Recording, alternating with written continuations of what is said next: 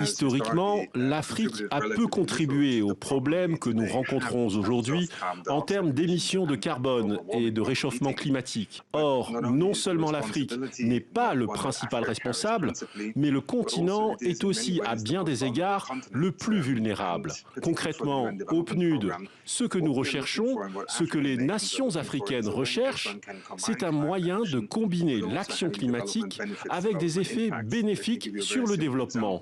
Par exemple, 700 millions de personnes dans le monde n'ont toujours pas accès à l'électricité en 2021. Beaucoup d'entre elles vivent sur le continent africain. Les énergies renouvelables et le programme que nous appelons solaire off-grid et qui concerne 18 pays à travers le continent africain, sera un raccourci pour accéder à l'électricité et à une électricité plus propre et abordable. Ce type d'opportunité se multiplie pour le continent africain et c'est là que le financement devient une donnée très critique. Ici, à Glasgow, nous sommes toujours confrontés au fait que les pays les plus riches ne respectent pas, en quelque sorte, leurs propres promesses de co-investir avec des pays du continent africain, d'Amérique latine ou d'Asie.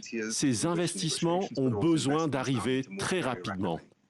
Un continent africain qui choisirait la voie nord-américaine ou européenne, avec un système d'énergie fossile du XXe siècle, rendrait la lutte contre le réchauffement climatique impossible pour toute la planète.